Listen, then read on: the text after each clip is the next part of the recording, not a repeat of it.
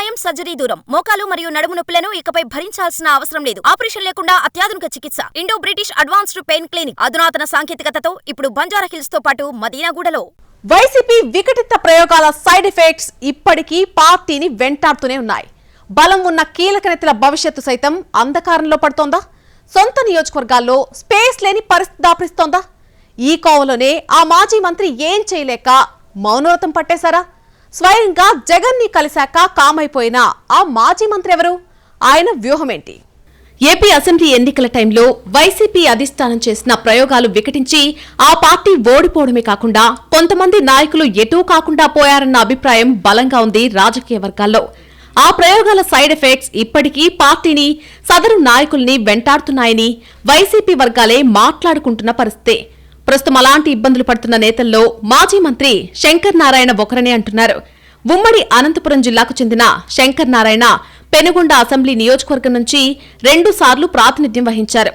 YCP ఆవిర్భావం నుంచి పార్టీలో కీలకంగా ఉన్నారాయన. ఏకంగా 10 ఏళ్ల పాటు ఉమ్మడి అనంతపురం జిల్లా పార్టీ అధ్యక్షుడిగా పనిచేశారు. అందరితో సఖ్యతగా ఉంటూ వివాదరహితంగా జిల్లా అధ్యక్షుడిగా సక్సెస్ అయ్యారని వైసీపీ వర్గాలే చెబుతుంటాయి. అంతేకాకుండా పెనుగొండ లాంటి టీడీపీ కంచుకోటలో వైసీపీ ఉనికి చాటగలిగారన్న పేరుంది. 2014 ఎన్నికల్లో ఓడిపోయినా తిరిగి 2019లో ఇక్కడ విజయం సాధించి పాత రికార్డ్స్ ను తిరగరాశారన్న పేరుంది. ఆ ఊపులోనే నాడాయనకు మంత్రి పదవి దక్కిందని కూడా చెప్పుకుంటారు. అయితే శంకర్ నారాయణ వ్యవహారం మంత్రి పదవికి ముందు, ఆ తర్వాత అన్నట్టుగా మారిపోయిందట. కొన్ని స్వీయ తప్పిదాలు, కుటుంబ అతిజోక్యం కారణంగా పెనుగొండలో వ్యతిరేకత వ్యక్తమైందట. ఆ క్రమంలోనే నాటి జగన్ కేబినెట్ విస్తరణలో శంకర్ నారాయణకు మంత్రి పదవి పోయిందని చెబుతుంటారు.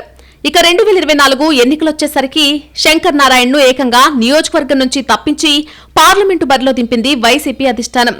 తనకు ఏమాత్రం ఇష్టం లేకున్నా పార్టీ నిర్ణయానుసారం అనంతపురం పార్లమెంట్ సీట్లో పోటీ చేసి ఓడిపోయారు మాజీ మంత్రి. ఇక అదే సమయంలో ఇటు పెనుకొండకు ఉషశ్రీ చరణ్ ను కళ్యాణ్ దుర్గం నుంచి పిలిపించి పోటీ చేయించారు. 2 చోట్ల ప్రయోగం వికటించి ఇటు శంకర్ నారాయణ, అటు ఉషశ్రీ చరణ్ ఇద్దరూ ఓడిపోయారు. తమ ప్రయోగం ఎంతలా వికటించిందో ఎన్నికల ఫలితాలొచ్చాక గానీ అర్థం కాలేదట వైసీపీ అధిష్టానానికి. అయితే కథ ఇక్కడితో ముగిసిపోలేదు. ఇప్పుడు కళ్యాణదుర్గం నియోజకవర్గానికి తిరిగి వెళ్లడానికి మాజీ మంత్రి ఉషశ్రీ చరణ్ ఇష్టపడ్డం లేదట. అక్కడ మాజీ ఎంపీ తలారి రంగయ్య పాతుకుపోయారు. అదే సమయంలో తిరిగి తన సొంత నియోజకవర్గానికి వచ్చేందుకు శంకర్ నారాయణ కూడా తీవ్రంగా ప్రయత్నించారు. ఈ క్రమంలో ఎన్నికలైన వెంటనే అన్ని నియోజకవర్గాల్లో వైసీపీ క్యాడర్ స్తబ్దుగా ఉంటే పెనుగొండలో మాత్రం ఆధిపత్య పొరుతో హల్చల్ చేశారు. నా సెగ్మెంట్ నాకే కావాలి అంటూ శంకర్ నారాయణ, నేను వదిలేది లేదంటూ ఉషా పట్టుబట్టి కూర్చోవడంతో పాటు ఆరోపణలు, ప్రత్యారోపణలతో పొలిటికల్ హీట్ పెంచేశారు. పరిస్థితి చేయి దాటిపోతుందని గ్రహించిన వైసీపీ అధిష్టానం ఇద్దరిని పిలిపించి గట్టిగానే క్లాస్ పీకినట్టు సమాచారం. ఎన్నికలకింకా బోల్డ్ అంత టైం ఉంది కాబట్టి ఎవ్వరూ కంగారు పడొద్దని, ఎవరు పని వాళ్లు చేసుకుంటూ వెళ్లాలని చెప్పారట పార్టీ పెద్దలు. కానీ ఈ మీటింగ్ తర్వాత శంకర్ నారాయణ పార్టీ వ్యవహారాలకు పూర్తిగా దూరమవ్వడం ప్రస్తుతం చర్చనీయాంశంగా మారింది. ఎలాంటి వ్యవహారాల్లో జోక్యం చేసుకోకుండా సైలెంట్ గా ఉండిపోవడంతో మాజీ మంత్రి నెక్స్ట్ స్టెప్ ఏంటి అన్నది ఆసక్తికరంగా మారింది.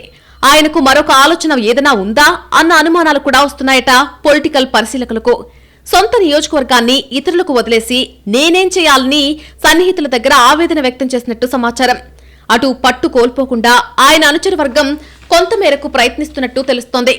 కానీ శంకర్ నారాయణ లాంటి సీనియర్ ను పక్కన పెడితే పెనుగొండ లాంటి చోట వైసీపీకి దెబ్బలు తగిలే అవకాశం లేకపోలేదన్న విశ్లేషణలు వినిపిస్తున్నాయి. ఈ పరిస్థితుల్లో శంకర్ నారాయణ తదుపరి అడుగులు ఎలా ఉండబోతున్నాయి? అధిష్టానం ఏ నిర్ణయం తీసుకుంటుందోనని ఆసక్తిగా గమనిస్తున్నాయి వైసీపీ వర్గాలు.